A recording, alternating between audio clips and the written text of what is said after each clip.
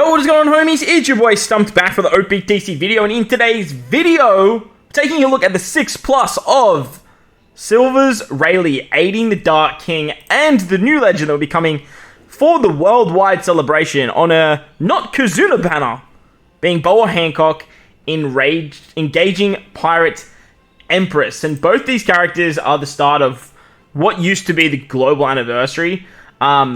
This particular 6+ of RAYLEIGH will be coming for the next Kizuna, and BOA will be like the character you want to use in that Kizuna. I normally do shorts for this kind of stuff. My YouTube app on my phone's been playing up, so I wasn't able to do that. I had a little bit of time, thought, hey, let's just make an actual video out of this. Let's dive in and let's see what they do. So shout out to the OPTC database for the images and the information provided.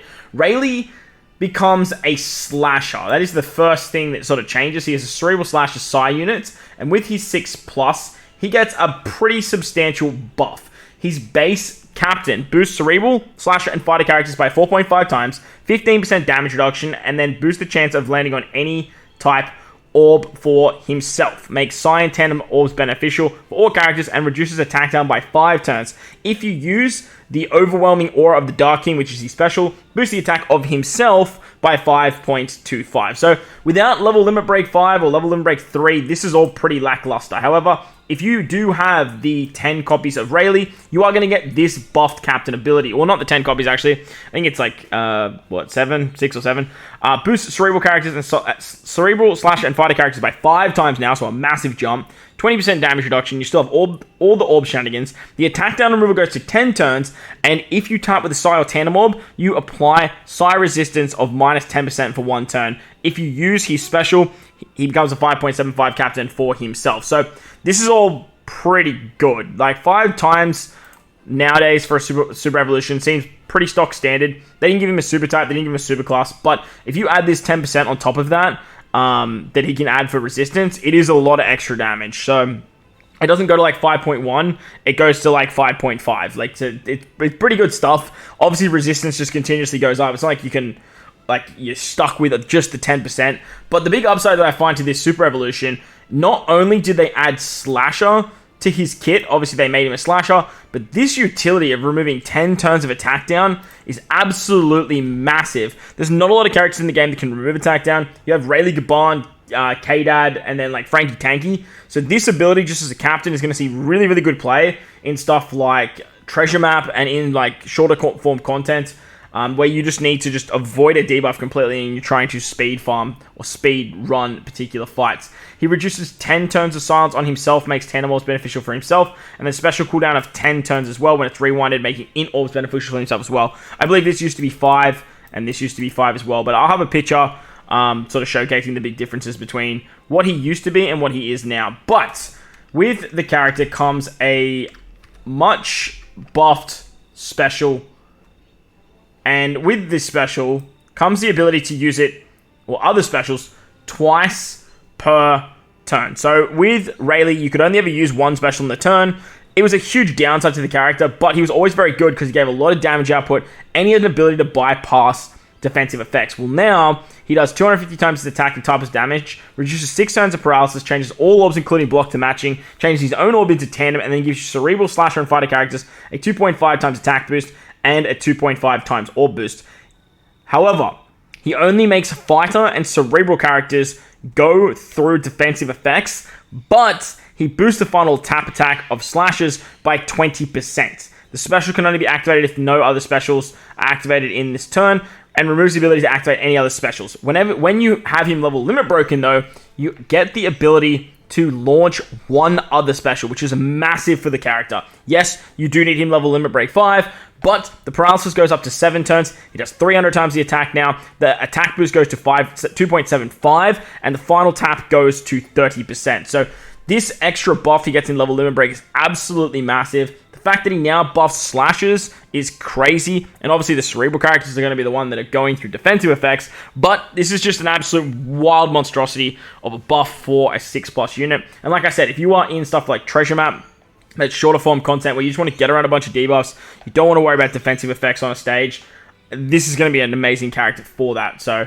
very, very nice stuff there. He goes down to 13 turns of cooldown. He's going to make the local sea monster an absolute joke.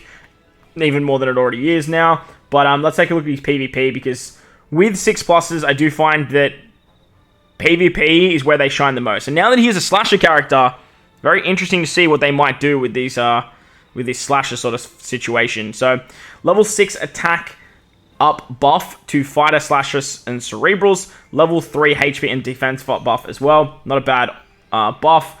His special goes to 2,000 fixed damage to one enemy, inflicts level 6 down, debuff to 3 enemies with the highest HP, and level 8 attack up to 1 crew member with the highest attack for 25 seconds. So he's not an insane character in Rumble, but look, he does some pretty nice stuff. He does some pretty nice stuff, and you can put him on a lot of different teams, which is really, really nice.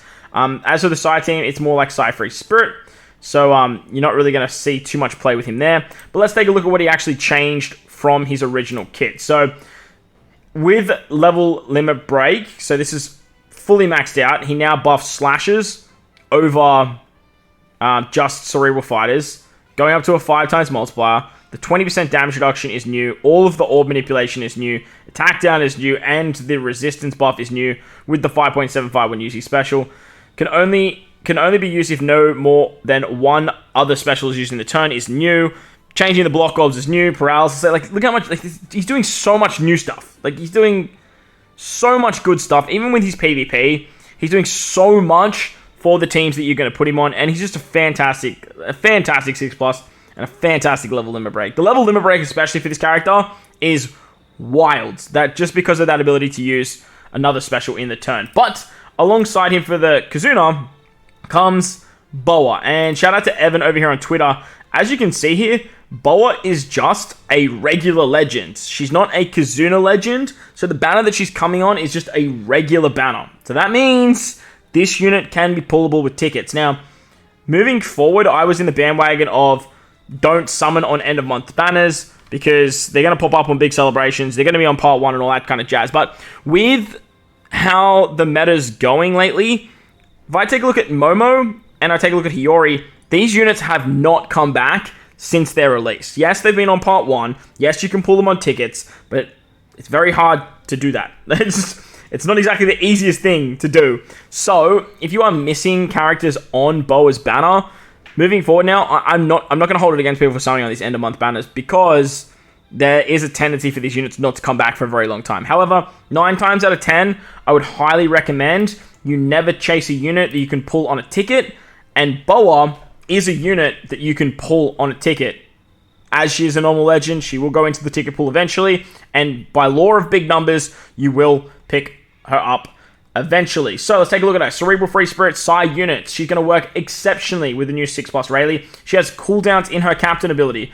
1 turn of cooldown to Free Spirit and Cerebral characters. She's a 5 times attack boost with a 1.3 times HP boost. She adds 0.2 times to the chain multiplier. I believe that this is just an addition of 0.2 that's built in, very similar to what Yamato used to do. She makes Cyan Tandem Orbs beneficial for all characters, 4,000 healing at the end of turn, and then boost the attack of Cerebral and Free Spirits by an additive of 0.1 for each perfect up to 5.5. So every time you hit a perfect, it goes up, and then eventually she's just a 5.5 times captain.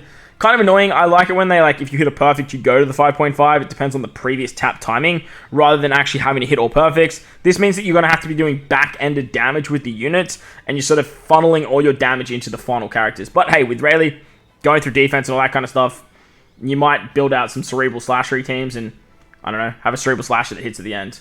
Her Sailor abilities boost the attack of Cerebral Free Spirit characters by 80, and if this character has a Psi or Tandem Orb, increase the orb boost effects of the chain lock buff by 0.1, and then boost the recovery of Cerebral and Free Spirit by 80, and if you have a Psi or Tandem Orb, boost the addition of the chain addition buffs by 0.1. So, interesting little chain shenanigans that she's got going on as a Sailor. Her special does stuff with the chain, so this does make sense. 20k healing, 5 turns of pain reduction. This is the big one. This right here, removing pain is massive. Now, pain at first just kind of seemed like, oh yeah, we'll just cop it, but nowadays, pain has become a very, very annoying debuff to deal with. It drastically reduces your damage output on the final stages. It makes you think about bringing healers and ships with big HP and all that kind of stuff, because if you're taking 18k every time you do a switch ability, it's not exactly fun.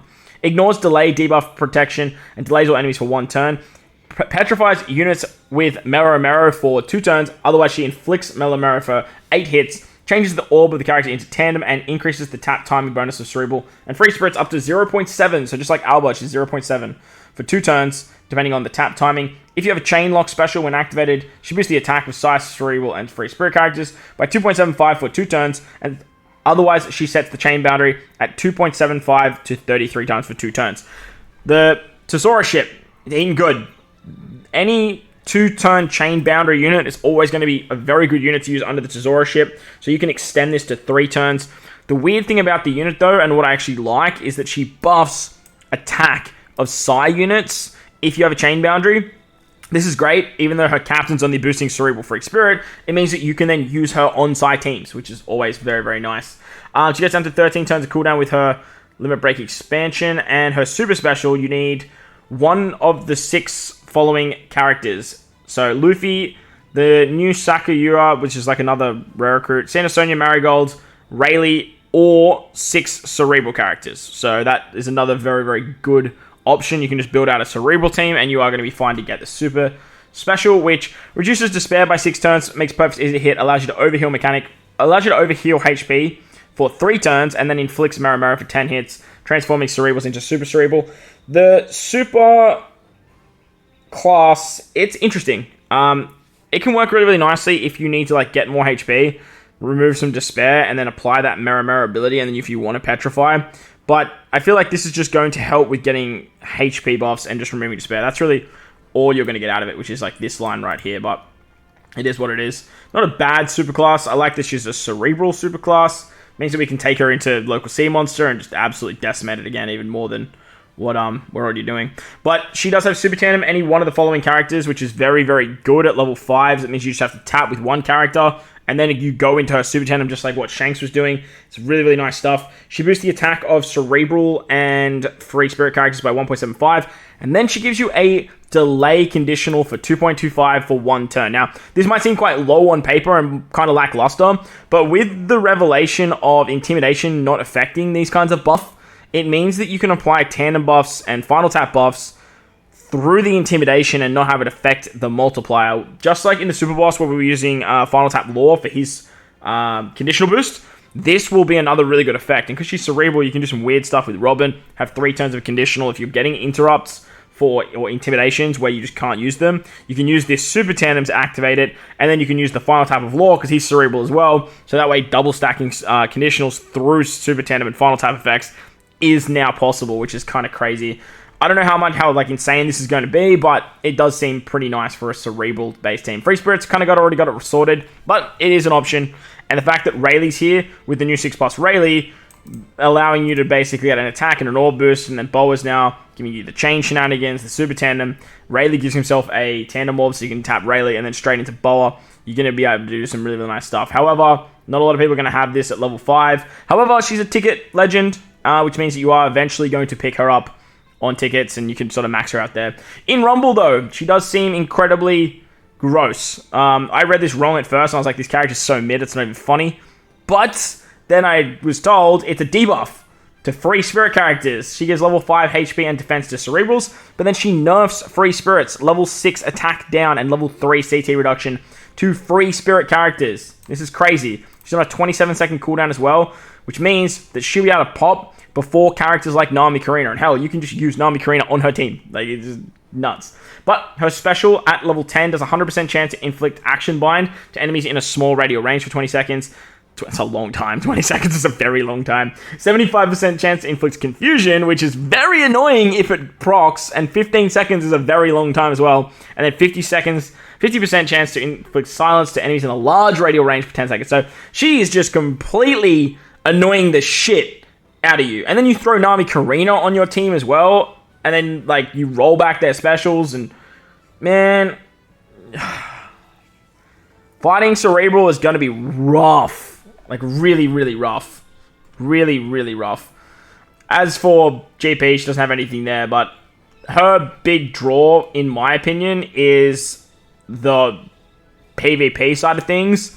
Whilst I do really like her in regular play, for myself, I'm a bigger fan of what they did with RAYLEIGH in his 6+, but I do understand where they're going with these two characters and sort of how it works with the complexity of the actual